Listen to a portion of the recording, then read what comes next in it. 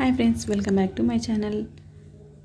విష్ణు పురాణం ఈ తిథులలో ప్రహ్లాద చరిత్ర చదివే వారికి ఎలాంటి ఫలితం దక్కుతుంది అనేది మనం ఇప్పుడు తెలుసుకుందాం. ప్రహ్లాదుడి చరిత్ర 4. తదాస్తు అని చెక్కిలి నిమిరి శ్రీహరి అదృశ్యమయ్యాడు. ప్రహ్లాదుడు చిన్నారి నడకలతో నగరం ప్రవేశించి తండ్రి వద్దకు వెళ్ళి నమస్కరించి పక్కగా నిల్చున్నాడు.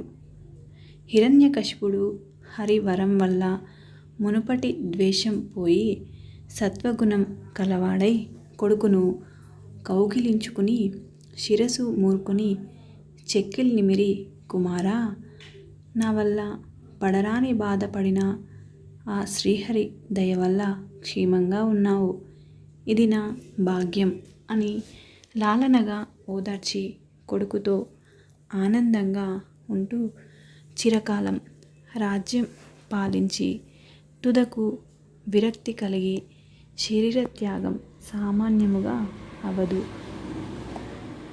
ఆ విష్ణువు వల్లనే అవ్వాలని మళ్ళీ రాజసమూర్తి అయి విష్ణువును ద్వేషించనారంభించాడు. అంతటా ఒకనాడు నిండు సభలో లోక భీకరమైన అట్టహాసం. ఒకంత సేపటికి స్తంభం విరిగింది.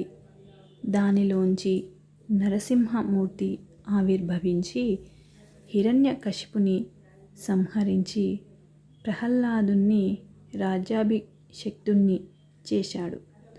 ఆ తర్వాత ప్రహ్లాదుడు పెరిగి పెద్దవాడై చిరకాలం ధర్మ మార్గాన జనరంజనముగా పరిపాలించి పౌత్రాభివృద్ధితో ఆనందముగా ఉంటూ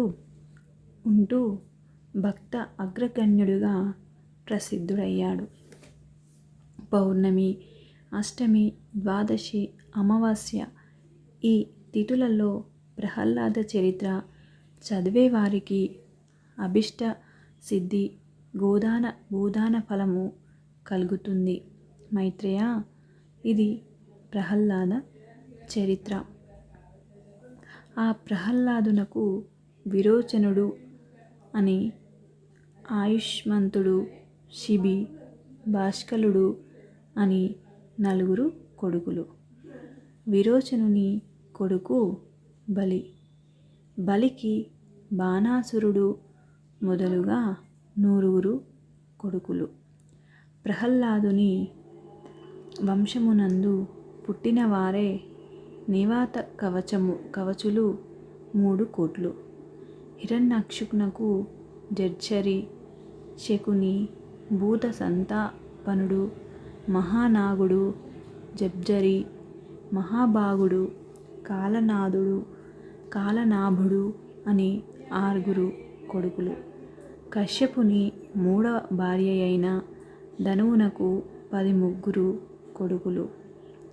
ఇలా పుట్టారు.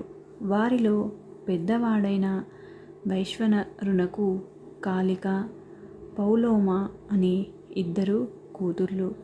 వారు మరచి భార్యలయ్యారు. ఆ 2 సంతతి కాలకేయులు, పౌలోములు అని 60,000 మంది. ధనువు సంతతిలోని వాడే అయిన విప్రచిత్తికి సింహిక యందు త్ర్యంశుడు, శల్యుడు, నభండు, వాతాపి, ఇల్వలుడు, నమోచి, కశ్యముడు, అంధకుడు, నరకుడు, కాలనాభుడు, స్వర్భనుడు, వక్రయోధి అనేవారు పుట్టారు.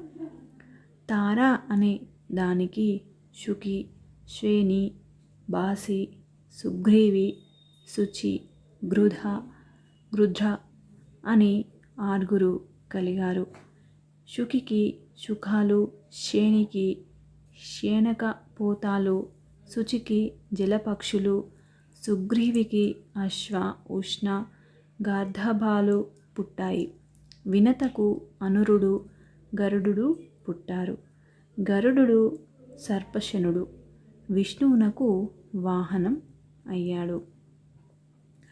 Thank you for watching. మిగతాది తర్వాయి భాగంలో తెలుసుకుందాం. Thank you for watching. ఈ వీడియో మీకు నచ్చినట్లయితే లైక్ చేయండి, షేర్ చేయండి, కామెంట్ సెక్షన్లో కామెంట్ చేయండి.